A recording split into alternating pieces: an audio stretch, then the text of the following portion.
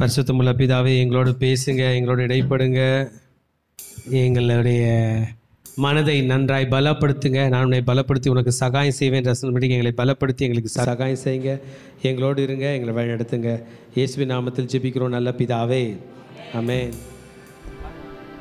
ஓசன்னா பாடுவோம் இயேசுவின் தாசரே, உன்னதத்திலே தாவீது மைந்தனுக்கு ஓசன்னா. ஓசன்னா பாடுவோம் இயேசுவின் தாசரே, உன்னதத்திலே தாவீது மைந்தனுக்கு ஓசன்னா. முன்னும் பின்னும் சாலேம் நகர் சின்ன பாலர் பாடினார், முன்னும் பின்னும் சாலேம் நகர் சின்ன பாலர் பாடினார். அன்று போல இன்று நாமும் அன்பாய் துதி பாடுவோம். ஓசன்னா பாடுவோம் இயேசுவின் தாசரே, உன்னதத்திலே தாவீது மைந்தனுக்கு ஓசன்னா. சின்ன மாறி மீதில் ஏறி அன்பாய் பவனி போனார், சின்ன மாறி மீதில் ஏறி அன்பாய் பவனி போனார். இன்னும் என் அகத்தில் அவர் என்றும் அரசாளுவார், இன்னும் என் அகத்தில் அவர் என்றும் அரசாளுவார். ஓசன்னா பாடுவோம் இயேசுவின் தாசரே, உன்னதத்திலே தாவீது மைந்தனுக்கு ஓசன்னா. பாவமதை போக்கவும் நீ பாவியை கை தூக்கவும், பாவமதை போக்கவும் நீ பாவியை கை தூக்கவும். பாசமுள்ள இயேசையா பவனியாக போகிறார், பாசமுள்ள இயேசையா பவனியாக போகிறார். ஓசன்னா பாடுவோம் இயேசுவின் தாசரே, உன்னதத்திலே தாவீது மைந்தனுக்கு ஓசன்னா. ஓசன்னா பாடுவோம் இயேசுவின் தாசரே, உன்னதத்திலே தாவீது மைந்தனுக்கு ஓசன்னா. ஹல்லேலூயா. ஏன் இந்த பாட்டுனா, நம் சிறு வயதிலேருந்து கேட்டு மகிழ்ந்த ஒரு பாட்டு, குருத்தோலை ஞாயிறு பாட்டு. எத்தனை பேர் பாடுறீங்க குருத்தலை இந்த பாட்டு? ரொம்ப சூப்பராக இருக்கும். எல்லா பெரியவங்களும் பாடுவாங்க. ஏன்னா இன்றைக்கி நம்ம தான் பாடுறோம், அந்த பெரியவங்களாம் இல்லை பயங்கர சத்தமாக எங்கள் கையெல்லாம் குருத்தோலை கொடுத்துட்டு பாடுவாங்க. அன்றைக்கி அதோட மீனிங் பெருசாக தெரியல, இன்றைக்கி அதோட மீனிங் தெரிகிறது. இயேசு அந்த கழுதை குட்டி மேலே ஏறி போகிறார் இல்லைங்களா, ஜனங்கள்லாம் ஓசன்னா பாடி சந்தோஷமாக போகிறாங்களே. இயேசுக்கு தெரியும் நம்ம இப்போ போகிறோம், திரும்பி வர மாட்டோம். எருசலேமுக்குள்ளே போகிற இயேசு திரும்பி வர போகிறதில்ல. அவர் சரீரம் அங்கே மரிக்க போகிறது, முழு இரத்தத்தையும் சிந்தி நமக்காக சாக போகிறார். எருசலேமில் ஊற்ற ஆரம்பிக்க போகிறாரு. அப்படியே பாளையத்துக்கு வெளியே வரைக்கும் அவரை இழுத்து கொண்டு போக போகிறார்கள், நமக்காக மரிக்க போகிறார். அந்த நாள் தான் இன்றைய நாள், அதுதான் இன்றைய பண்டிகை நாள். ஹல்லேலூயா. இன்றைக்கி ஃபெஸ்டிவல் வந்து பஸ்கா பண்டிகைங்க. வந்து நேற்று ஸ்டார்ட் ஆச்சு, 12ஆம் தேதி 4ஆம் மாதம் 2025. நேற்று சனிக்கிழமை 6 மணிக்கு ஸ்டார்ட் பண்ண பஸ்கா பண்டிகை வருகிற 20ஆம் தேதி வரைக்கும் கொண்டாடப்படும். இஸ்ரவேலர்களுக்கு 7 பண்டிகை கர்த்தர் கொடுத்தார். இது நம்ம யாத்திராகம் 23ஆம் அதிகாரத்தில் படிப்போம். அது என்னென்னா, பஸ்கா பண்டிகை, புளிப்பில்லாத அப்ப பண்டிகை, முதற் பலனின் பண்டிகை அல்லது பெந்தைகோஸ்தே பண்டிகை, பிறகு ஃபீஸ்ட் ஆஃப் ட்ரம்பட்ஸ் முதற் பண்டிகை அப்புறம் பெந்தைகோஸ்தே பண்டிகை, ஃபீஸ்ட் ஆஃப் ட்ரம்பட்ஸ் எக்கால பண்டிகை, பிறகு டே ஆஃப் அட்டோன்மெண்ட் பாவ நிவர்த்தி நாள், கடைசி பண்டிகை வந்து ஃபீஸ்ட் ஆஃப் டெபர்னக்கிள்ஸ் கூடார பண்டிகை. 7 பண்டிகைகளை கர்த்தர் கொடுத்தார். அதில் ஒரு பண்டிகை தான் இன்றைக்கு நாம் கொண்டாடி கொண்டிருக்கிறோம், அதுதான் பஸ்கா பண்டிகை. ஆமென். ஆண்டவருடைய வார்த்தைக்கு நேராக போகிறோம். ஆண்டவரே, அந்த பஸ்கா பண்டிகை நன்னாளிலே உம் வார்த்தையை கேட்க, உம்மிடத்தில் ஜெபிக்க, உம் சத்தத்துக்கு செவி சாய்க்க எங்களோடு கூட நீர் இடைப்பட்டபடியால் நன்றி, எங்களோடு பேசி கொண்டிருக்கிறபடியால் நன்றி. இந்த கரங்களில் அர்ப்பணிக்கிறோம். கர்த்தர் நீர் மகிமையான காரியங்கள் செய்யுங்க, எங்களோட இடைப்படுங்க. இந்த வசனத்தை வைத்து மக்களுக்கு நான் என்னென்ன பேச வேண்டுமோ அத்தனையும் பேசக்கூடிய கிருபையை தாசனாகி எனக்கு நீங்கள் கற்றுத்தாங்க. மனிதர்கள் ஒரு மனிதனுடைய வார்த்தை கேட்க வராதபடிக்கு கர்த்தருடைய வார்த்தையை கேட்க வந்திருக்கிற அவர்களுக்கு வார்த்தையின்படி அவர்களை போஷித்து பாதுகாத்து பராமரித்து அவர்கள் நன்மைகளை கர்த்தர் நீதாமே கட்டளையிடுவீராக. தகப்பனே, எங்களோட இடைப்படும் இயேசுவின் நாமத்தில் ஜெபங்களை எடுக்கிறோம் நல்ல பிதாவே, ஆமென். இன்றைய செய்தியினுடைய தலைப்பு யெகோவா தேவனின் பஸ்கா. யெகோவா தேவனின் பஸ்கா பண்டிகை. இந்த பஸ்கா பண்டிகைக்கு பேர் ஹீப்ரூ லாங்குவேஜில் பேஷா என்று சொல்லுகிறார்கள். பஸ்கா என்றால் பேஷா. இங்கிலீஷில் பாஸ் ஓவர் என்று சொல்லுகிறார்கள். இந்த பஸ்கா பண்டிகை மிக முக்கியமான பண்டிகையாக இருக்கிறது திருச்சபையே. ஏனென்றால் இந்த பஸ்கா பண்டிகையில் இஸ்ரவேலர்களை கர்த்தர் மீட்டாராம். இஸ்ரவேலர்களை ஒரு ஃபெஸ்டிவல் கொண்டாடும்படி சொன்னார், ஒரு பண்டிகை கொண்டாடும்படி சொன்னார். அவர்கள் பண்டிகை கொண்டாடி கொண்டிருக்கிற நேரத்திலே கர்த்தர் அவர்களை மீட்டார். ஆமென். பஸ்கா பண்டிகையிலே கர்த்தர் இஸ்ரவேலர்களை மீட்டார் என்பது ஒரு மாபெரும் சத்தியமாக இருக்கிறது. ஆக கர்த்தர் சொன்ன 7 பண்டிகைகள் நம்ம கொண்டாடினா நம்மளை மீட்பாரா? ஆமாங்க, இது 7 பண்டிகையும் ஆண்டவர் வாயினால் சொல்லப்பட்ட பண்டிகை. நம்ம நிறைய பண்டிகைகள் கொண்டாடுறோம். நம்முடைய ஓன் ஸ்டேட்டுக்கு ஏற்ற பண்டிகை, நம்ம கண்ட்ரிக்கு ஏற்ற பண்டிகை, உலகத்தில் சொல்லப்படுகிற பண்டிகை. அந்தந்த நாளில் அதை பெரிதாக செலிப்ரேட் பண்ணுவோம், அதை பற்றி பேசுவோம். நாம் பிறந்த நாளே நமக்கு ஒரு பண்டிகை இல்லை? இப்படி இருக்கும்பொழுது இந்த 7 பண்டிகைகளை கர்த்தர் மிகவும் முக்கியமாக சொல்லியிருந்தார். அதில் இன்றைக்கி நம்ம பஸ்கா பற்றி தான் படிக்க போகிறோம்.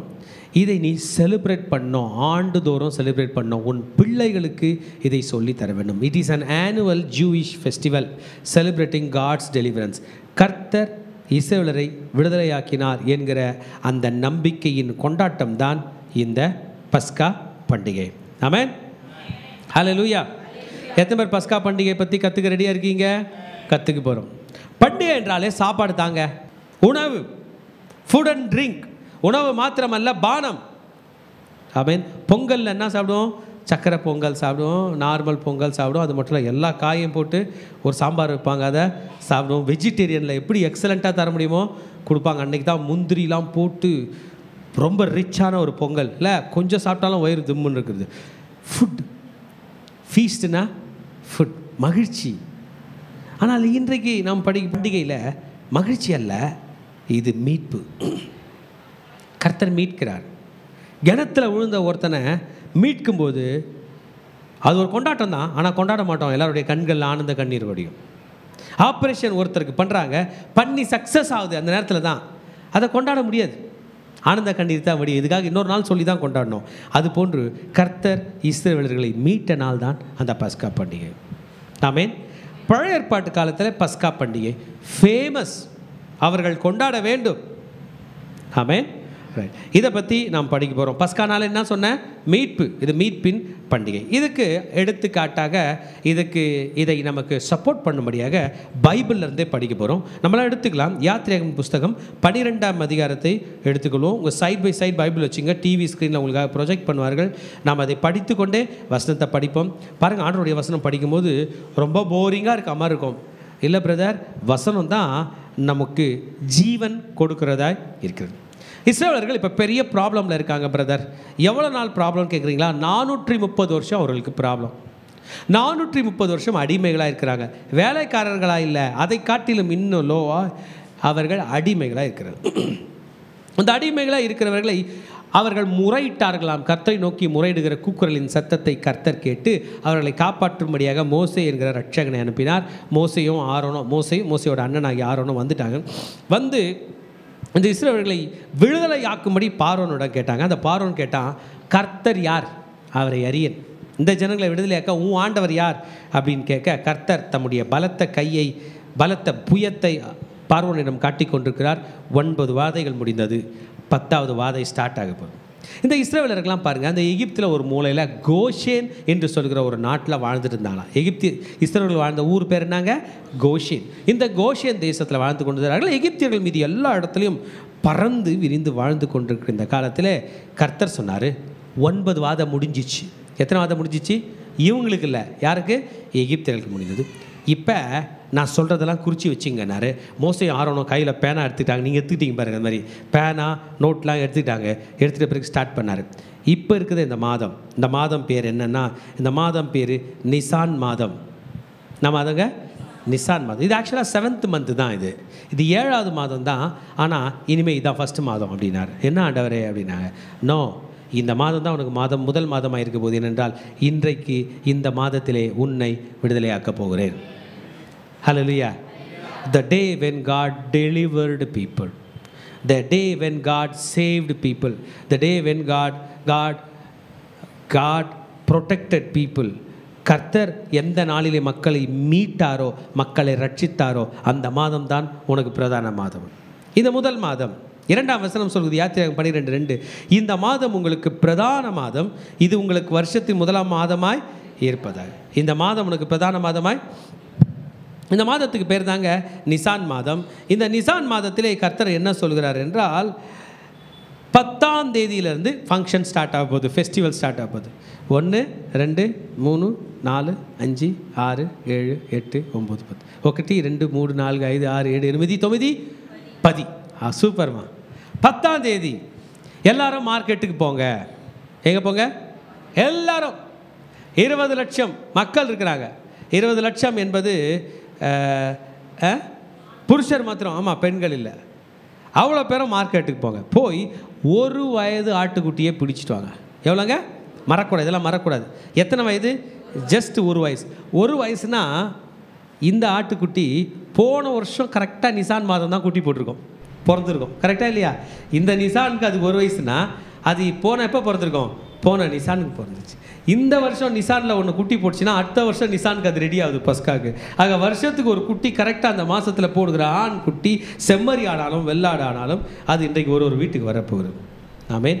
10ஆம் தேதியிலே ஒரு ஆட்டுக்குட்டியை பிடித்து கொள்ள வேண்டும். படிக்கலாம். 3ஆம் வசனம், நீங்கள் இஸ்ரவேல் சபையார் யாவரையும் நோக்கி, இந்த மாதம் 10ஆம் தேதியிலே வீட்டு தலைவர்கள் வீட்டுக்கு ஒரு ஆட்டுக்குட்டியாக ஒவ்வொருவரும் ஒவ்வொரு ஆட்டுக்குட்டியை தெரிந்து கொள்ள கடவர்கள்.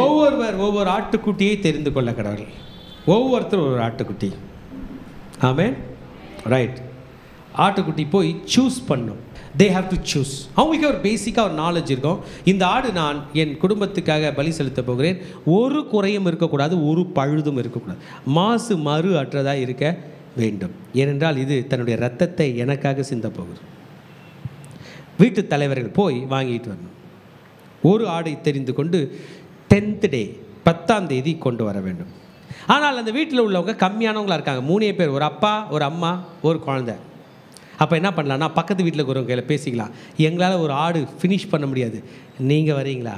ஓகே, 2 ஃபேமிலி சேர்ந்து ஒரு ஆடு, இல்லை அதுவும் சின்ன ஃபேமிலி 3 பேர் சேர்ந்து கொண்டு ஒரு ஆடு வாங்கி கொண்டு வேண்டும். அந்த ஆடு சாப்பிட போகிறாங்க. This is not the feast to eat sweet food. This is the feast to celebrate to be delivered. இந்த பண்டிகை நீ கொண்டாடி கொண்டு இருக்கும்பொழுது நீ விடுதலையாக போகிறாய். இந்த மாமிசத்தை நீ புசிக்கும் போது நீ விடுதலை, நீ காப்பாற்றப்பட போகிறாய். You are going to be saved, you are going to be protected. ஆழமான அர்த்தத்தை புரிஞ்சுக்கணும். இஸ்ரவேலரே, 430 வருஷம் உங்களை காப்பாற்றுறதுக்கு யாருமே இல்லை. ஆனால் இன்னைக்கு உங்கள் வீட்டுக்கு ஒரு வயது ஆடு வருது, அது தான் ரத்தத்தை இங்கே சிந்தும் போது அவன் தலை அங்கே உருளுது, நீங்கள் தப்பிக்கிற. இயேசுவின் ரத்தம் நம்மை காப்பாற்றுகிறது. இயேசுவின் ரத்தம் சகல பாவங்களை நீக்கி நம்மை சுத்திகரிக்கும். இஸ்ரவேலர்களுக்கு இப்போ பிளான் கொடுக்குறாரு, எப்படி சாப்பிட்ணும். எதாவது எப்படி சாப்பிடுவீங்க? நூடுல்ஸ் எப்படி சாப்பிடுவீங்க? கையில் உருட்டி ரவுண்ட் பண்ணுவீங்களா? நீங்கள் உருட்டி பாருங்கள், நீங்கள் தூக்க கீழே வழிக்கு விழுந்துடும். சாப்பாடு எப்படி சாப்பிடுவீங்க? ஃபோர்க்கில் சாப்பிடுவீங்களா? சாப்பாடு தான் கையில் உருளட்டும். சப்பாத்தி எப்படி சாப்பிடுவீங்க? பிச்சு சாப்பிடணும். இந்த ஃபுட்டு எப்படி சாப்பிடணும்னு ஆண்டவர் சொல்ல போகிறார். பார்க்கலாமா? எப்படி குக் பண்ணணும்னு சொல்ல போகிறார். கூட சைட் டிஷ் என்ன வச்சுக்கணும்னு சொல்வார். ஆனால் ஆண்டவர் கொடுக்க போகிற பிளேட், அந்த பிளேட்டில் எல்லாம் இருக்கும்ல. சாம்பார் ரைஸ் ஒரு பிளேட் அப்படின்னா ஒரு சாம்பார், ஒரு அப்பளம், ஒரு ஊறுகாய், கொஞ்சம் காய். கரெக்ட் தானேப்பா? தயிர் சாதம் ஒரு பிளேட், ஒரு தயிர் சாதம், ஒரு ஊறுகாய், கொஞ்சம் பொட்டேட்டோ ஃப்ரை. ரைட், சாப்பிடுங்க. ஆண்டவர் கொடுக்குற பிளேட்டு வித்தியாசமாக இருக்க போகுது. It is called bitter food. கசப்பான உணவு. உன் வாயிலே கசப்பு இருக்கும்போது உன் எதிரியின் வாழ்க்கையிலே கசப்பு இருக்க போகுது. உன்னை 430 வருடம் அடிமைப்படுத்தின சாத்தான் கசப்பாக இருக்க போகிறான். ஆண்டவராகிய இயேசு கிறிஸ்துடைய திருவிருந்துக்குள்ளே நீங்கள் பிரவேசிக்க சாத்தானோட லைஃப் பிட்டராக மாறுது. நமக்கு லைஃபு கர்த்தர் ஆசீர்வாதமாய் மாற்றி கொடுக்குறார். 1ஆம் மாதம் ஆடு தெரிந்து கொள்ள வேண்டும், போதுமானதாக இருக்க வேண்டும், அந்த ஆடு பழுதற்றதாக இருக்க வேண்டும். 5th verse யாத்திராகமம் 12:5 நம்மளாம் சேர்ந்து படிக்கலாம். அந்த ஆட்டுக்குட்டி பழுதற்றதும் ஆணும் ஒரு வயதுள்ளதுமாக இருக்க வேண்டும். செம்மறி ஆடுகளாவது வெள்ளாடுகளாவது அதை தெரிந்து கொள்ளலாம். எந்த ஆடுனாலும் எடுத்துக்கலாம், செம்மறி ஆடும் எடுத்துக்கலாம், வெள்ளாடு. அதை எத்தனாம் தேதி போய் வாங்கிட்டு வந்தாங்க? Very good. மார்க்கெட்டுக்கு 10ஆம் தேதி போனாங்க. இப்பொழுது 14ஆம் தேதி சாயந்தரம். எத்தனாம் தேதி? நம்ம நாளுக்கும் ஜூவிஷ் நாளுக்கும் வித்தியாசம் இருக்குங்க. நம்ம நாள் வந்து வெடிய காலம் 12 மணிக்கு தூங்கும். கரெக்டாக 12 AM சொல்லுவாங்க. என்ன சொல்லுவாங்க? 11:59 PM முன்னாடி நாளோடது 12 AM. ஜூஸ் வந்து 5:59 PM 6 AM சாயந்தரம். ஆக இன்னைக்கு ஞாயிற்றுக்கிழமை நேற்று சாயந்தரம் 6 மணிக்கு ஸ்டார்ட் ஆயிடுச்சு. எப்போ ஸ்டார்ட் ஆயிடுச்சு? அப்போ இயேசு ஞாயிற்றுக்கிழமை உயிர் தெரிந்த நாள் உயிர் தெரிந்தார்னா இன்றைக்கி வெடிக்காலம் இல்லை, நேற்று சாயந்தரம் 6க்கே ஸ்டார்ட் ஆயிடுச்சு. ஏனென்றால் ஆதியாகமம் சொல்லுகிறது சாயங்காலமும் விடியற் காலமும் ஆகி முதலாம் நாள். அப்போ அ டே ஸ்டார்ட்ஸ் எப்போ ஸ்டார்ட் ஆகுது? ஈவினிங் அப்புறம் பகல். நம்மளது பகல் இரவு கிடையாது, சாயங்காலம் இரவு பகல். ஓகே, இப்போ 14ஆம் தேதி சாயந்தரம் வைத்துட்டு அந்த ஆடை வீட்டு வாசலிலே கொண்டு வர போகிறார்கள். ஒவ்வொரு வீட்டுக்கு ஒரு ஆடு வாங்கிட்டீங்களா? வீட்டு தலைவர்களாக கைத்துக்கு ஒரு இல்லையா சொல்லுங்க பார்க்கலாம். உங்கள் கையில் ஒரு ஆடு இருக்குது, ஒரு வயது ஆடு இருக்குது. கொண்டு வந்து உங்கள் வீட்டின் வாசற்படியிலே வச்சுட்டீங்க. வெளியில் உங்கள் ஒய்ஃபு பிள்ளைங்கள்லாம் கூப்பிட்டு ஒரு கிண்ணத்தை ரெடியாக வச்சுட்டீங்க. ஆடை நீங்கள் கட் பண்ண போகிறீங்க. ஒரு சின்ன கட் கழுத்தில் கொடுக்கும்போது ரத்தம் என்ன பண்ணோம்? அப்படியே ஊற்றும். அந்த ரத்தத்தை பிடித்து கொள்ள வேண்டும், ஒரு கிண்ணத்தில் பிடித்துக்கொள்ளும். மீதி ரத்தம் அந்த உங்கள் வீட்டு வாசலில் ஊற்றணும். ஃபுல் ரத்தம் சிந்தப்படணும். அந்த ஆடு என்ன ஆகிடும்? செத்துடும். மாம்சத்தின் உயிர் எதில் இருக்குதான்? ரத்தத்தில். ரத்தம் போயிட்டால் எல்லாம் போயிடுச்சு. எத்தனை நாளும் டிரான்ஸ்பிளான்ட் பண்ணலாம். பிளட்டு அவ்வளோ குயிக்காக டிரான்ஸ்பிளான்ட் பண்ண முடியுமான்னு எனக்கு தெரியல. கொஞ்சம் கொஞ்சமாக தான் பண்ண முடியாது. போயிட்டே இருக்கும்போது ஒரு சைடு ஏற்ற முடியுமான்னு தெரியல. அது ஸ்பீடாக ஊற்றிடும். ரத்தம் ஊற்றி விட்டது. ரத்தத்தை இப்போ பிடிச்சிட்டாங்க. பிடிச்சிட்ட பிறகு நிலைக்கால்களிலே இந்த ரத்தத்தை பூச வேண்டும். அப்போ நிலைக்கால்கள் என்ன கலரில் இருக்கும்? இப்போ சொல்லுங்கள். Red means protection. Red speaks it's danger. என்ன தொட்டியனா நீ செத்த. ரெட்டு ஒரு சிம்பிள் போட்டிருந்தா அது என்ன காட்டுது? இங்கே வராத, நீ தூரமாக நில்லு, பி தேர், டோன்ட் கம், கிட்ட வராத, தள்ளி போய்விடு என்கிறது போல அந்த ஆடினுடைய ரத்தத்தை எடுத்து நிலைக்கால்களிலே பூச வேண்டும். 7th verse பாருங்கள். அதன் ரத்தத்தில் கொஞ்சம் எடுத்து தாங்கள் அதை புசிக்கும் வீட்டு வாசல் நிலைக்கால்கள் இரண்டிலும் நிலையின் மேல் சட்டத்திலும் தெளித்து எல்லா இடமும் தெளிக்கணும். எல்லா இடமும் தெளிக்கணும். அந்த ரத்தம் தான் உங்களுக்கு ப்ரொடெக்ஷன். அதை தெளித்து அன்று ராத்திரியிலே தெளிச்சிட்டிங்க. வீட்டு தலைவர்களாக கவனிச்சிங்களா? ரத்தத்தை எடுத்து என்ன பண்ணீங்க? நிலைக்கால்களையும் பூட்டின கதவுலையும் தெளிச்சுட்டு இப்போ சாப்பிட உட்கார போகிறீங்க. என்ன பண்ண போகிறோம்? என்னமா இருக்குது எடுத்துகிட்டு வான்னு கிடையாது. ஆண்டவர் என்ன சொன்னாரோ அதுதான் சாப்பிட போகிறோம். ஓகே, இந்த ஆட்டிறைச்சியை நெருப்பினால் சுட்டு. எப்படிங்க? எப்படி சுட்டு? நெருப்பினால் சுட்டு. யாரெல்லாம் நெருப்பில் சுட்டுருக்கீங்க? உடம்பு வீக்காக இருக்குது, கால் வாங்கிட்டு வந்து சுட்டு. யாரெல்லாம் சூப் எடுத்துருக்கீங்க? ரைட், எடுத்துருக்கீங்களா? அந்த ஸ்மெல் பிடிக்குமா பிடிக்காதா? உங்களுக்கு பிடிக்காது. இங்கே ஃபுட்டு ஸ்டார்ட் ஆயிடுச்சு பிரதர். அந்த தீந்த அந்த சுட்ட அப்பத்தை அந்த ஆட்டிறைச்சியை தான் சாப்பிட வேண்டும். என்ன பண்ணோம்? குழம்பு வச்சு இல்லை, தண்ணீரில் அவித்தல்ல, ஃப்ரை பண்ணி அல்ல, அப்படியே சுட்டு சாப்பிட வேண்டும். எவ்வளோ டேஸ்ட்டாக இருக்கும். எதுனா மிளகாத்தூள் இஞ்சி பூண்டு போடுங்கன்னு ஆண்டவர் சொல்லலை. அப்படியே just the raw meat you need to fry, you need to dry, you need to fire, you need to roast it with fire and eat. உங்களை அப்படிப்பட்ட விருந்து கூப்பிட்டா எத்தனை பேர் கூப்பிடுவீங்க? அப்படிப்பட்ட பண்டிகை கூப்பிட்டா எத்தனை பேர் வருவீங்க? நான் யோசித்து பார்த்தேன். இப்படிப்பட்ட பண்டிகைக்கு ஆண்டவர் கூப்பிட்டாருன்னா சரி போ, கறி தானே சாப்பிட போகிறோம். ஆமாம், நம்மளும் கறி சமைப்போங்க. குக்கரில் போட்டு ஒரு 100 விசில். அப்போ தான் அது என்ன ஆகும்? நல்லா பஞ்சாக இருக்கும், சாப்பிட்றதுக்கு எதமாக இருக்கும். கரெக்ட் தானே? இது இருக்கிறதே இன்னும் ஹார்ட் ஆகுது. ரோஸ்ட் பண்ணும்போது என்ன ஆகும்? ஹார்ட் ஆகும் தானே? கல் மாதிரி ஆயிரும். ஒன்று அது அது அது ராவாக இருக்கும். ராவாக இருக்கிறது நீங்கள் குக் பண்ணணும்னு வச்சிங்கன்னா ஆகிடும், கல் மாதிரி ஆகிடும். ஒன்றை கடித்து மென்று சாப்பிட்றதுக்குள்ளே பல் வலிக்குதுங்க. கறி போதும்னு சொல்கிற அளவுக்கு தான். ஆனால் நீங்கள் அதை ஃபினிஷ் பண்ணி ஆகணும். It is a feast making you to think, making you to work hard, சாப்பிட்றது எப்படி இருக்கு போகுது? ஹார்ட். சரிங்க, கூட என்ன இருக்குது அப்படின்னா புளிப்பில்லாத அப்பம். நம்மலாம் ப்ரெட்டு, நம்மளாம் சப்பாத்தி சாப்பிட்றலாம், அவங்க ப்ரெட்டு சாப்பிடுவாங்க. ப்ரெட்டு வந்து ஃபெர்மெண்ட் ஆன பிறகு தான் அது ப்ரெட்டாக மாறுது. ஈஸ்ட் இருக்கும், ஃபெர்மெண்ட் ஆகுது. நம்ம ஸ்டைலில் சொல்லணும்னா அப்போவே அரைச்ச மாவில் சுட்ட இட்லி. நீங்கள் யாருன்னா இட்லி கடை ஆரம்பிங்க, மாவு அப்போயே அரைச்சி இட்லி போட்டிங்கன்னா ஒரு இட்லி உங்களுக்கு வியாபாரம் ஆகாது. ஏன்னா அது என்ன ஆகலை? புளிக்கவில்லை, புளிப்பாகவில்லை, இது ஃபெர்மெண்ட் ஆகவில்லை. There is no yeast, there is no leaven. அது என்ன ஆகலை? புளிப்பாகவில்லை. புளிப்பு இல்லாத அப்பம் சாப்பிட ரெடியா? வீட்டு தலைவர்களே, என்ன சாப்பிட போகிறீங்க?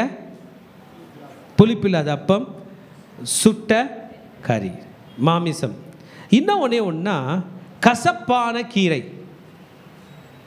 நம்ம கண்ட்ரியில் இங்கே கசப்பான கீரை என்ன கீரை? யாராவது சொல்லுங்களேன். வெந்தயக்கீரை கசப்பாக இருக்குமா? சாப்பிட்ருக்கீங்களா? முடக்கத்தான் கீரை. ஆமாம் அம்மா, நீங்கள் சொல்கிறது ரைட்டு. இன்னைக்கு இந்த ஊரில் ஒரு 20 லட்சம் பேருக்கு முடக்கத்தான் கீரை கிடைக்குமா? அவ்வளோ வீட்லேயும் கிடைக்குமா? பத்தாது, ரைட்டா? சரி, வேறு என்ன கீரை இருக்குது? பாவக்காய் இலை, அதுவும் பத்தாது. ஏன்னா 20 லட்சம் பேர் சாப்பிடணுமே. இவங்க சொன்னது போல் லாஸ்ட்டை வேப்ப இலை தான். எவ்வளோ கட் பண்ணாலும் என்ன இருக்கும்? இலை இருக்கும். எல்லா வீட்லேயும் வேப்ப இலையை உருவி ஒரு துவையல் அரைங்க.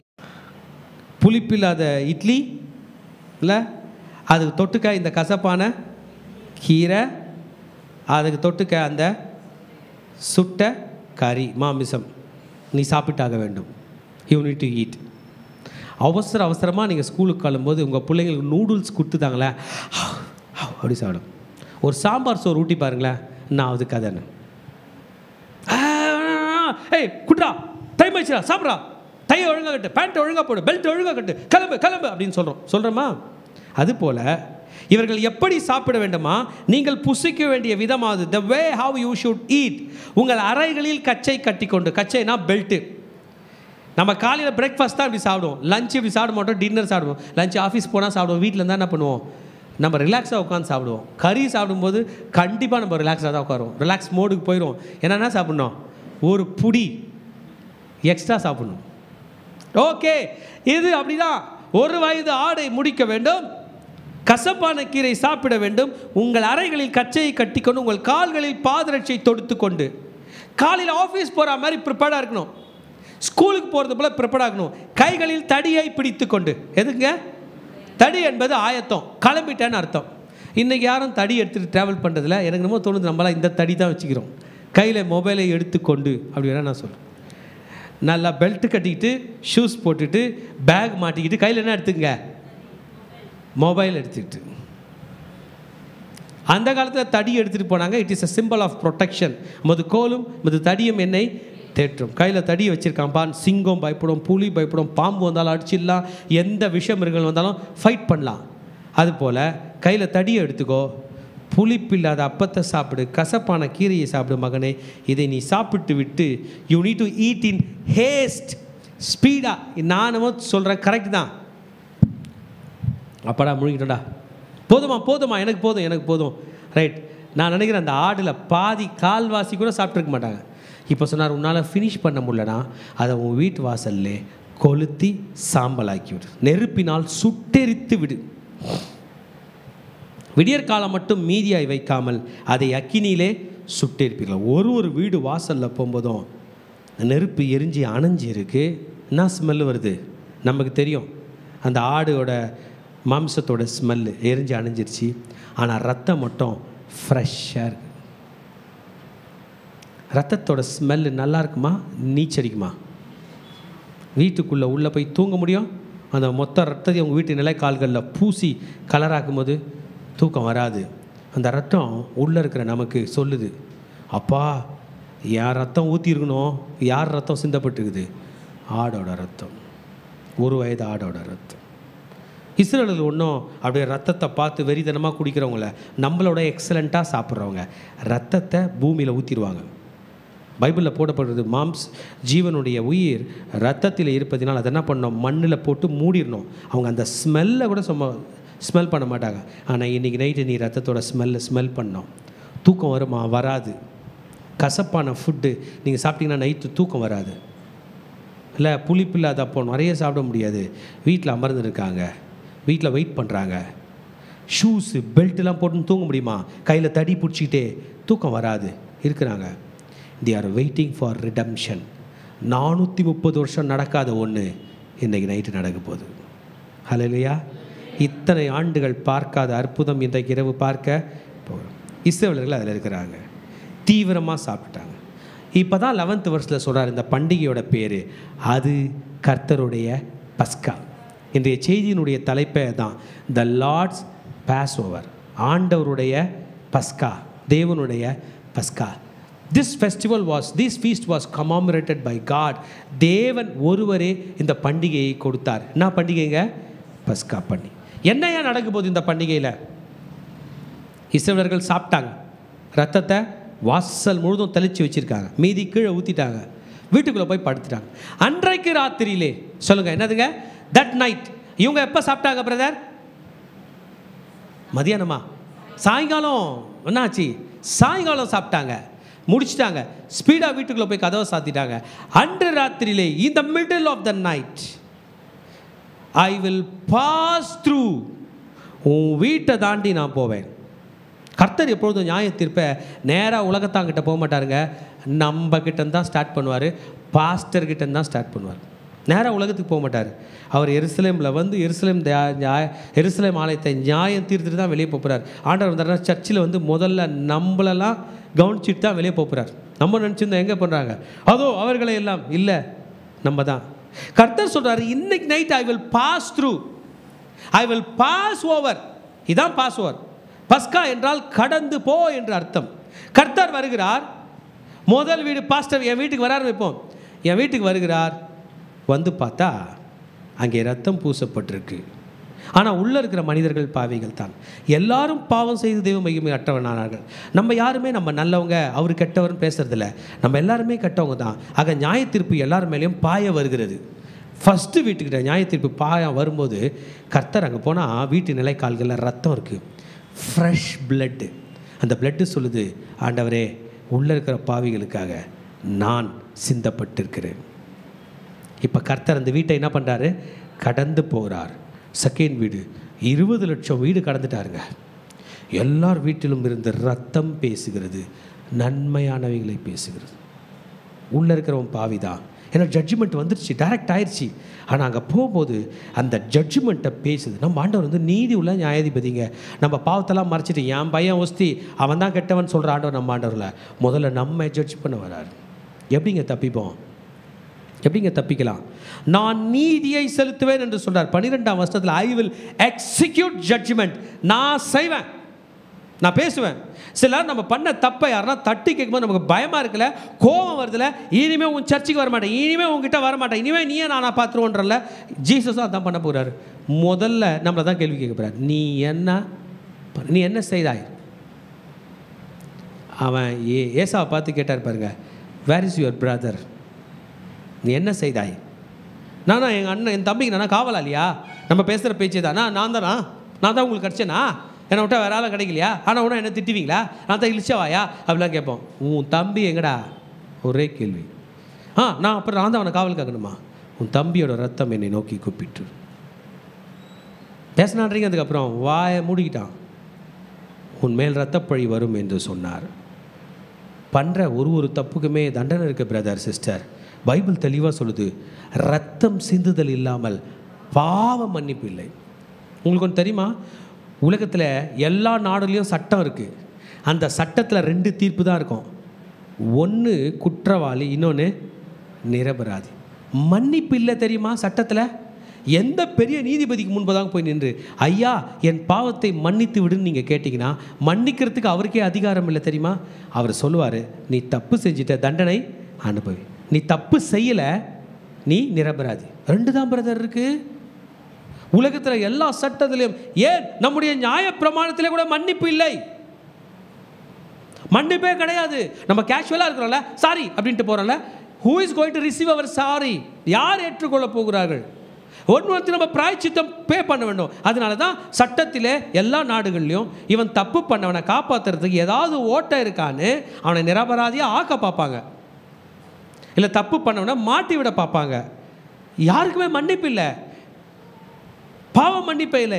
ரத்தம் சிந்துதல் இல்லாமல் பாவ மன்னிப்பு இல்லை. ஒருவன் திருடினால் கூட அவனை அடித்து அவன் ரத்தம் பூமியில் சிந்தினா தான் பாவ மன்னிப்பு என்று சொல்லப்படுகிறது. அதனால தான் சாட்டை அடிக்கிறாங்க. அடிக்கும் போது என்ன வரும்?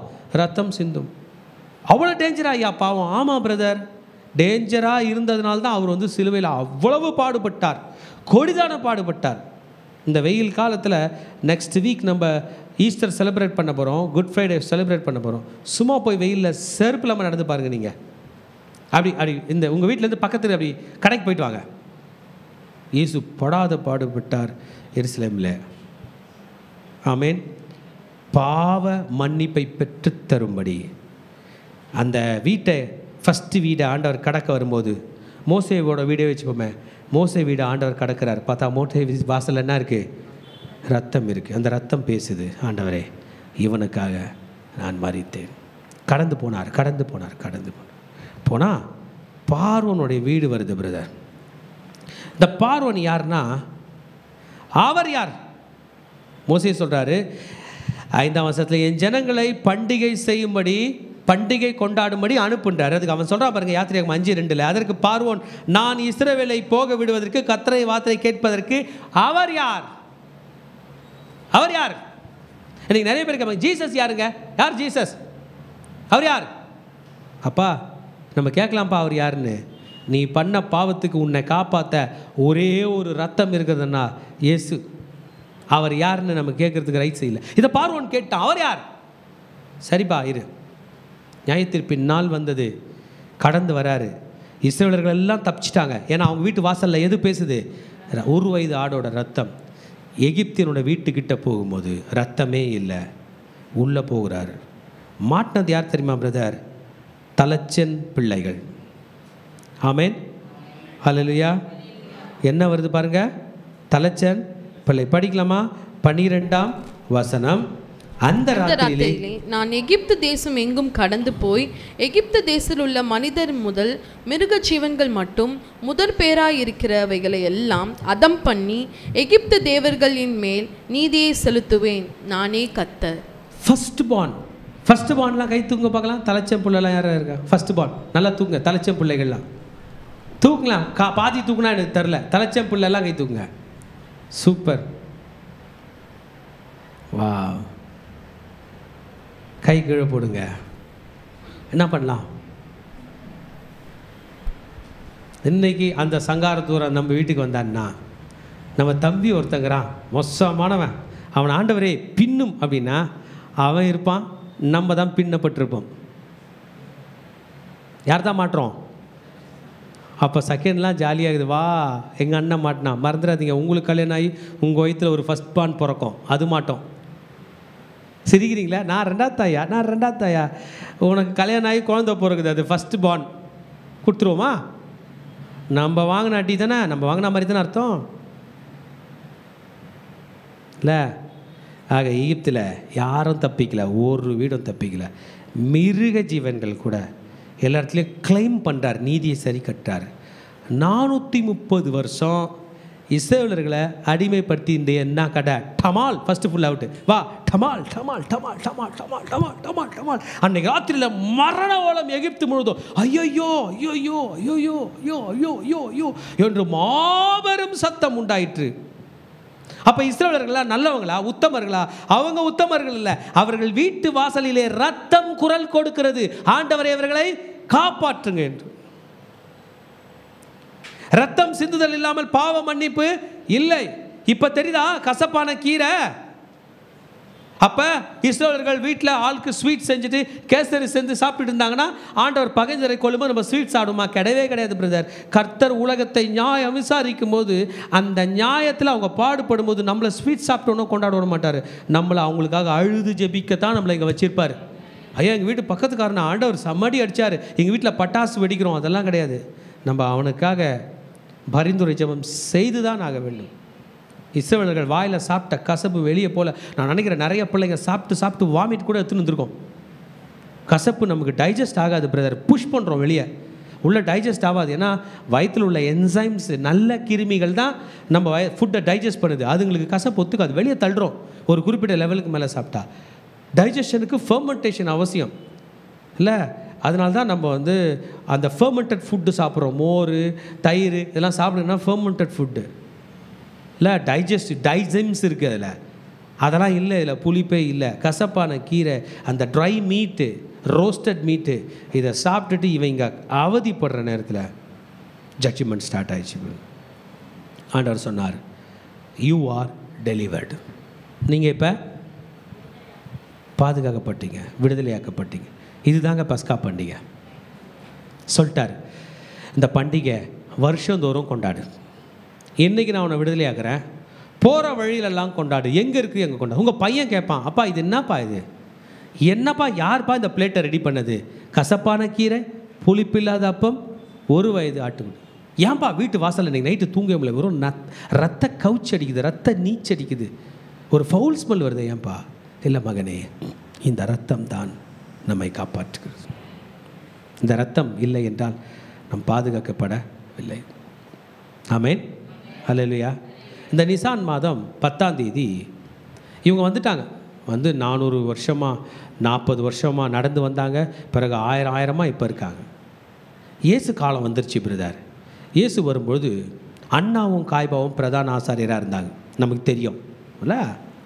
இந்த ஆசாரியர்கள் தான் எருசலேமுக்குள்ளே வர ஆடெல்லாம் டெஸ்ட் பண்ணோம்.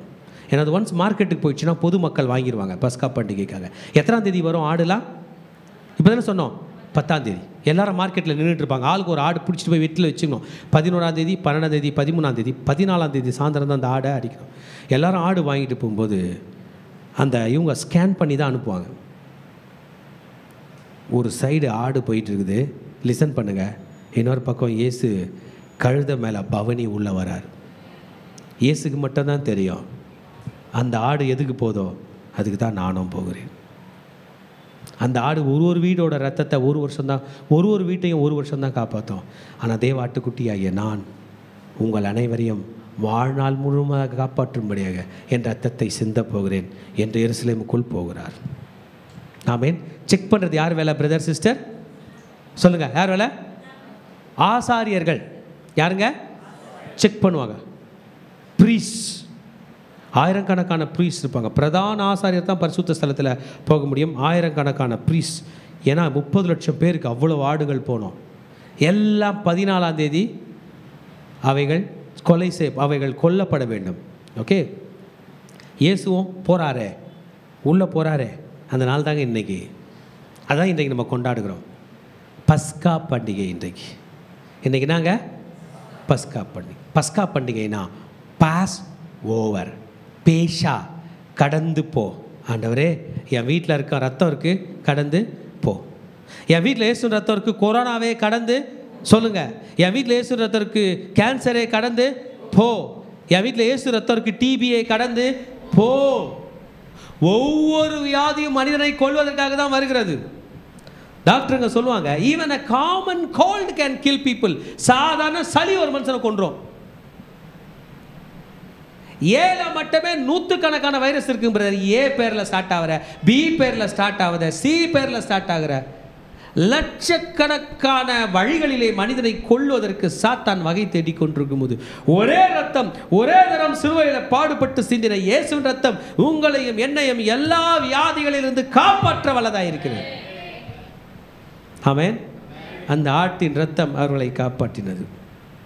நமக்கும் இயேசு தம் ரத்தத்தை சிந்தினார். ஆடை சூஸ் பண்ணி செலக்ட் பண்ணி ஊருக்குள்ளே அனுப்புறது ஆசாரியர்களுடைய வேலை. யாரோட வேலை? அந்த வேர்டு மறக்காதீங்க, ஆசாரியர்கள். யாருங்க? நம்ம இயேசு என்கிற தேவ ஆட்டுக்குட்டியை எந்த ஆசாரியர் சூஸ் பண்ணால் நம்ம பார்க்க போகிறோம். எல்லாம் பிப்ளிக்கல் தான். பார்க்கலாமா? யோவான் சுவிசேஷம் 1ஆம் அதிகாரத்தை எடுத்துக்கொள்வோம். 36ஆம் வசனம்.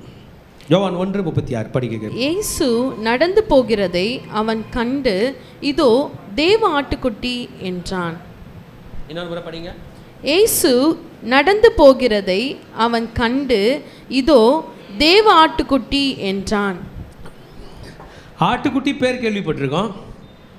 செம்மறி ஆடா இருக்கலாம், வெள்ளாடா இருக்கலாம். இது தேவ ஆடு. ஆமென். கொஞ்சம் புரிஞ்சுக்கணும்.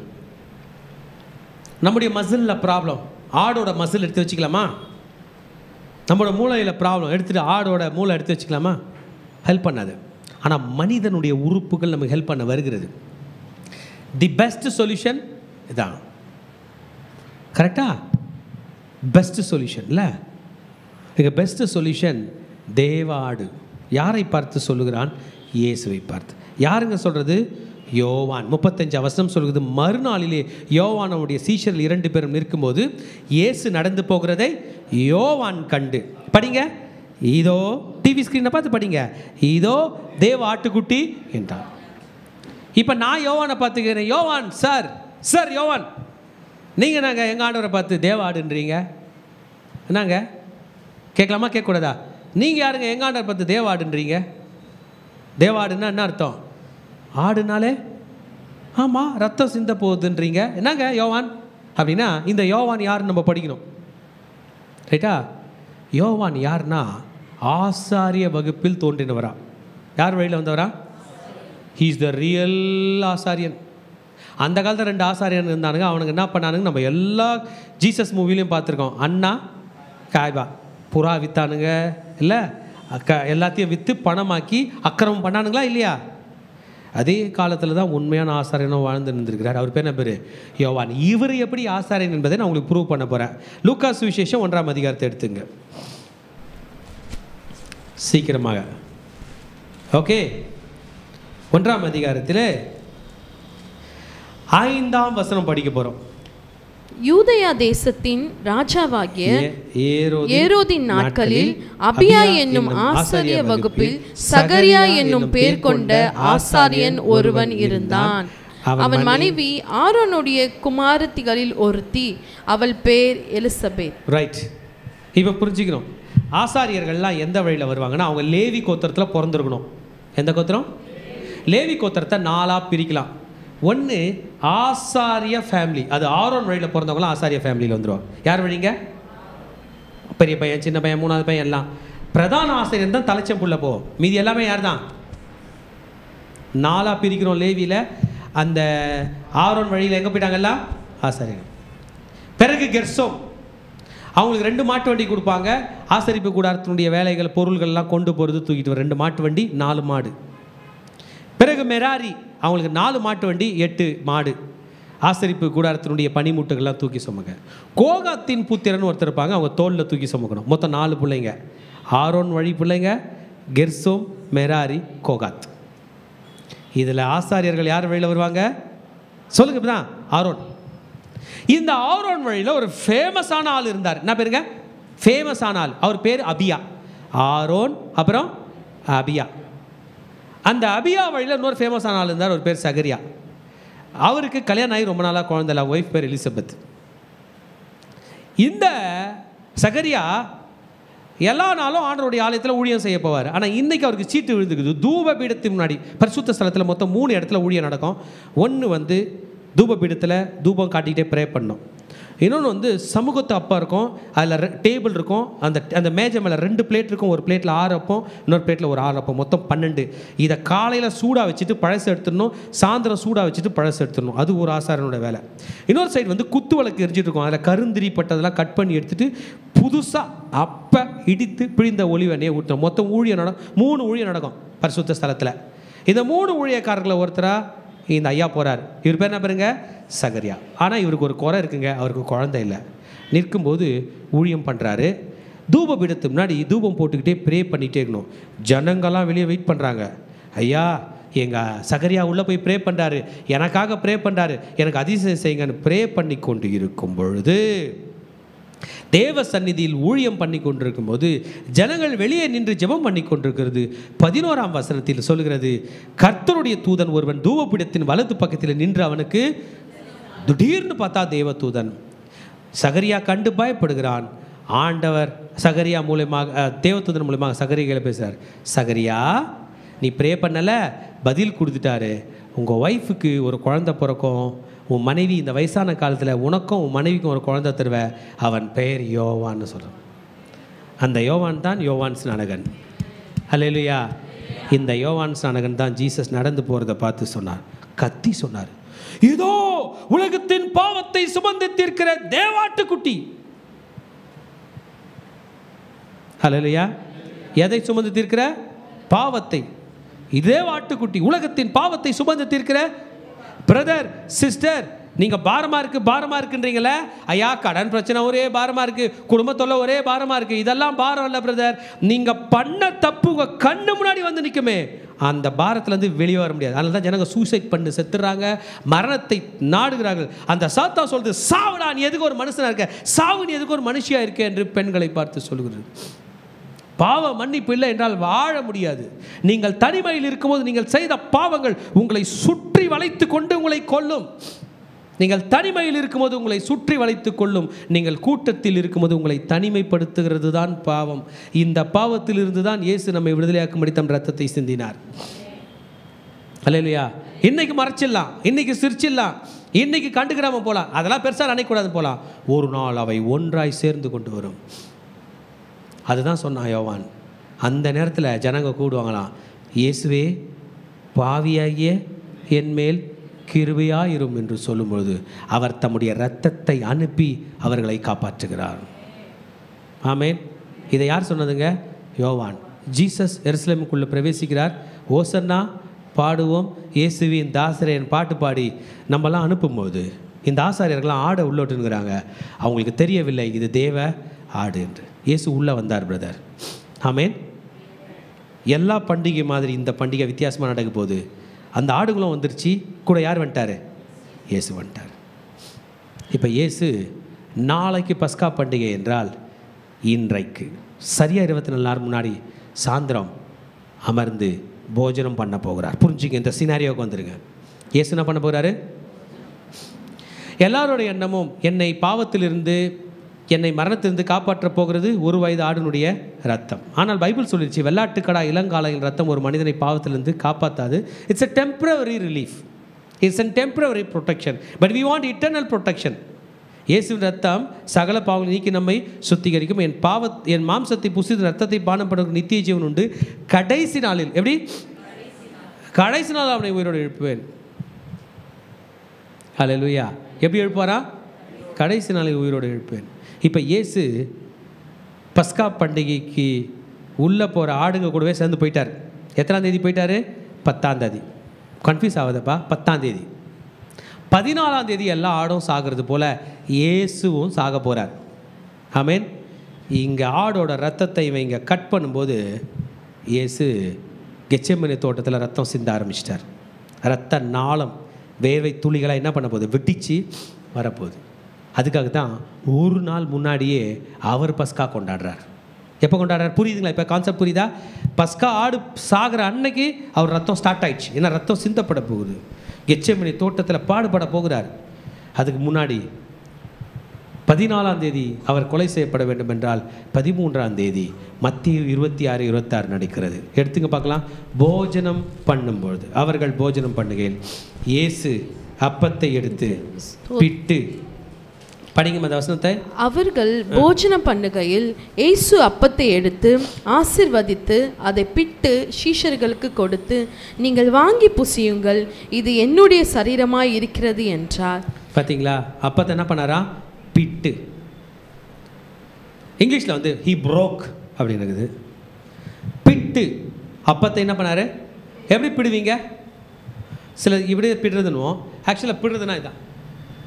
நான் பண்ணி பிட்டு அவர் தன் மாம்சத்தை கிழிக்க ஒப்பு கொடுக்க போகிறார். என்ன பண்ண போகிறாரு? கிழிக்க. குழந்தை லேசாக விழுந்துருது, இங்கே அடிப்படுது, தையல் போடுறோம். அப்பா இவ்வளோ பெரிய வெட்டு போகிறேன் அப்படின்றோம். இயேசு சரீரம் முழுதும் வெட்டு, அடி, சரீரத்தை பீக்கும்படி ஒப்பு கொடுத்தார். ஒரு நாள் முன்னாடி கரெக்டாக செய்கிறாரு. அவர் எப்படி அந்த அப்பத்தை பிட்டாரோ மாதிரி அவர் சரீரம் பீக்கப்பட போகிறது. அப்பத்தை எடுத்து பிட்டு வாங்கி உங்களுக்காக பிற்கப்படுகிற, கொஞ்சம் புரிஞ்சுங்க பிரதர், ஏதோ இல்லை அந்த திருவிருந்து, உனக்காக பிற்கப்படுகிற என் சரீரம். உனக்காக பிற்கப்படுகிற, சொல்லுங்கள், உனக்காக பிற்கப்படுகிற. உலகத்தில் 2 பேர் நமக்காக தங்களை பிட்டு தராங்க, நம்ம அப்பா நம்ம அம்மா. மொத்தம் 23 பேர் ஆஃப் குரோமோசோம் இருக்குது. 23 பேர் குரோமோசோம், அந்த வேர்டு மறந்துடாதீங்க. அப்பா கையிலேருந்து 23 வாங்குகிறோம், அம்மா கையிலேருந்து 23 வாங்குகிறோம். 23 சேர்ந்தா தான் 23 பேர் ஆகுது, 23 ஜோடி ஆகுது. இந்த 23 ஜோடி தான் நம்ம. அந்த 23ல் 2 வந்து ஆட்டோசோம்ஸ். அப்பா மாதிரி ஹைட்டு, அப்பா மாதிரி கலர், இல்லை அப்பா மாதிரி மீசை, அப்பா மாதிரி மூக்கு, அம்மா மாதிரி இப்படி மிக்ஸு, அது பேர் ஆட்டோசோம்ஸ். அந்த 23வது ஜோடி தான் ஆணா பெண்ணா என்று நிர்ணயிக்கிற செக்ஸ் குரோமோசோம்னு சொல்லுவாங்க. அப்பா கையில் எக்ஸு ஒய் அப்படின்ற குரோமோசோம் இருக்கும், அம்மா கையில் எக்ஸ்ன்னு இருக்கும். அப்பா கையில் எக்ஸை வாங்கிக்கிட்டு அம்மா கையில் எக்ஸை வாங்கிட்டீங்கன்னா நீங்கள் பொம்பளை பிள்ளை. அம்மா கையில் எக்ஸ் மட்டும் தான் ஆகுது, அப்பா கையில் ஒய்ன்னு ஒன்று எக்ஸ்ட்ரா ஆகுது. ஒரு புள்ள அப்பா கையில் ஒய்யை வாங்கிருச்சு, இங்கே அம்மா கையில் எக்ஸ் வாங்கிருச்சுன்னா அது ஆம்பளை புள்ள. தங்கள் சரீரத்தை அப்பா கையிலேருந்து பிச்சு வாங்கிட்டு வந்தோம் அம்மா கையில். இதெல்லாம் டிஎன்ஏ லெவலில், நேனோமீட்டர் லெவலில் போகுது, இதெல்லாம் நமக்கு தெரியாது, அங்கேருந்து தான் வாங்குகிறோம்.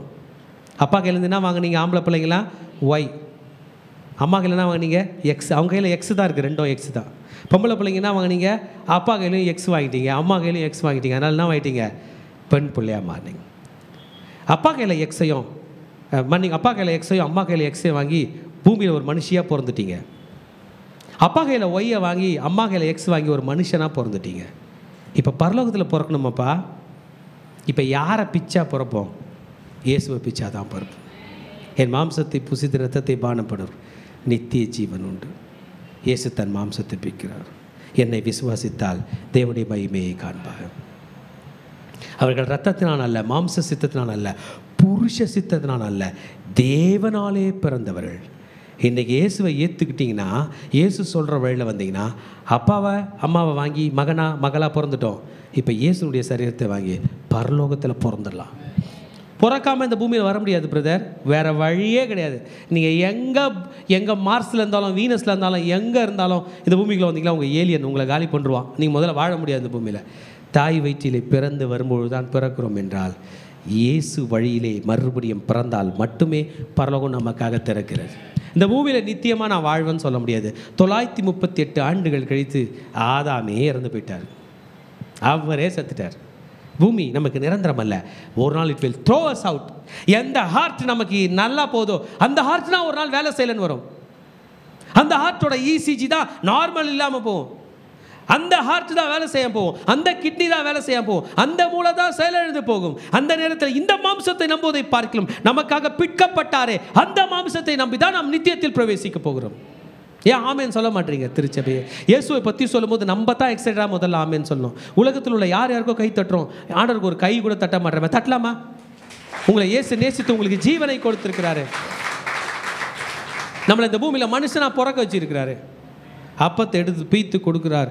பிறகு பாத்திரத்தை எடுத்து அதை ஸ்தோத்திரம் பண்ணி, இதிலே வாங்கி பானம் பண்ணுங்கள், இது பாவ மன்னிப்பு உண்டாகும்படி அநேகருக்காக சிந்தப்படுகிற புது உடன்படிக்கக்கூடிய என்ற அர்த்தமாக இருக்குதுனால பாவ மன்னிப்பு கிடைக்குதுப்பா இயேசுவின் ரத்தத்தினால. சீஷர்கள்லாம் வாங்கி அப்பத்தை சாப்பிட்டாங்க, இயேசுவின் ரத்தத்தை குடிச்சிட்டு போயிட்டாங்க பிரதர். இயேசுவும் கெத்செமனே தோட்டத்துக்கு போயிட்டாரு, ஒலிவ மலைக்கு போயிட்டாரு, கெத்செமனே தோட்டத்துக்கு போயிட்டாரு, ப்ரே பண்ணிட்டாரு, பாடுபட ஆரம்பிச்சிட்டாரு. கரெக்டாக 24 மணி நேரம் கழிச்சு இங்கே ஆடு சாகுவதற்கு முன்பதாக இயேசுவும் தன் ஜீவனை விட்டார். இயேசு கதை முடிஞ்சிருச்சு.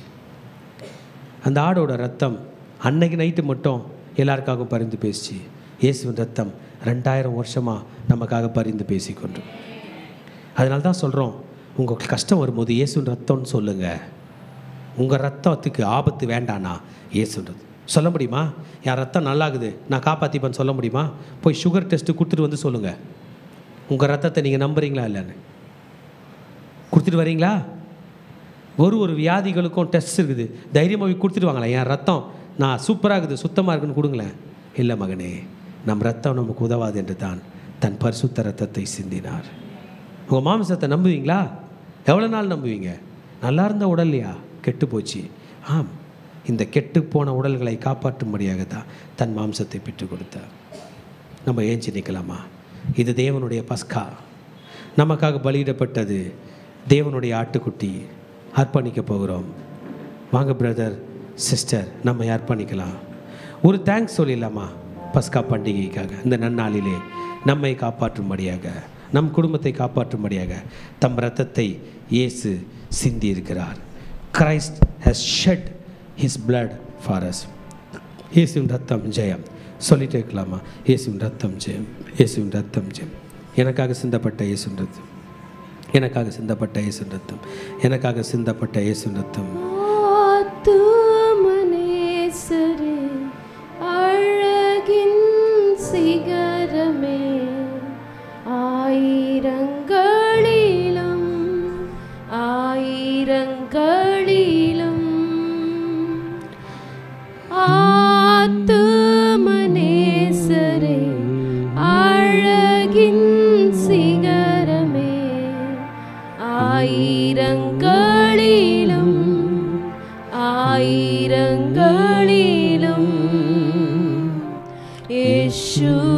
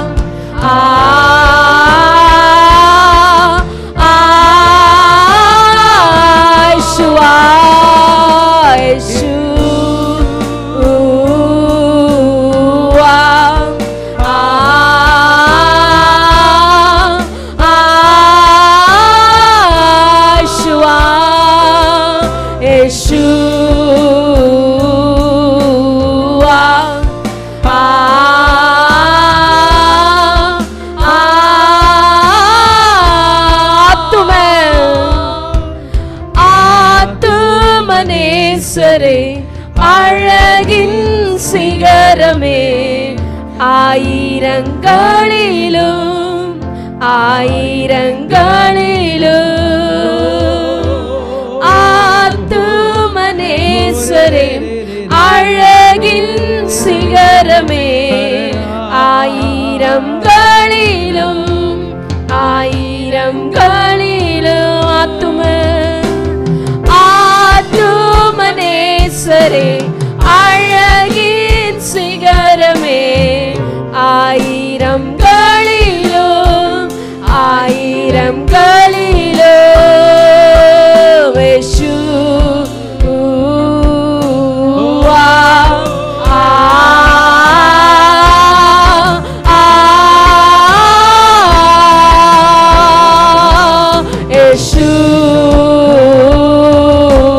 இயேசுவா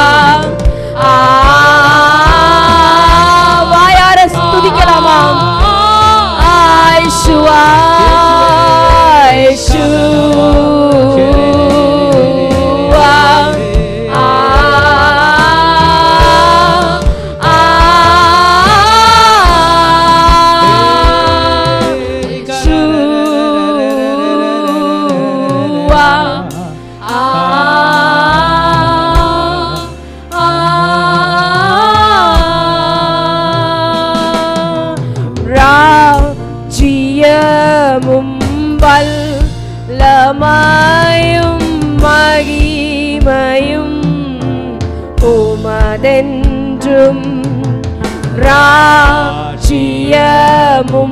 வல்லமையும் மகிமையும் உமதென்றும் ராஜ்யமும் வல்லமையும் மகிமையும் உமதென்றும்.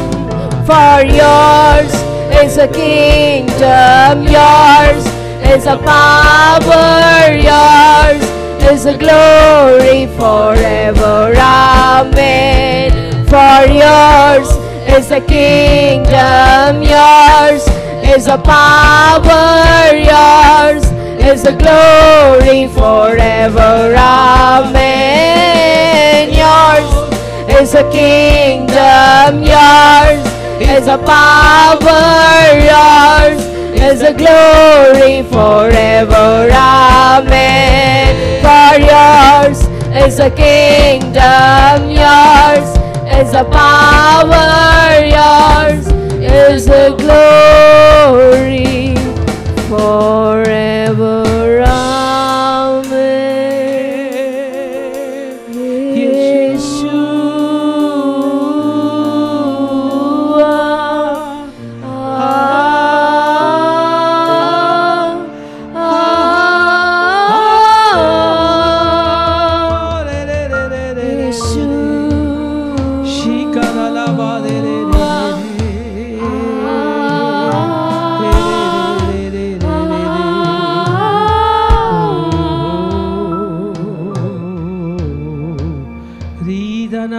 Shadane kedene bolidane sharararari karara.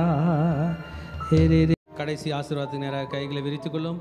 ஈவரக்கா அடோனாய் வயீஷ்மரக்கா யா ஏ அடோனாய் பனவ் அல்லக்கா விஹுனக்கா ஈஷா அடோனாய் பனவ் அல்லக்கா வயசம் லக்கா ஷாலோம் வயசம் லக்கா ஷாலோம்.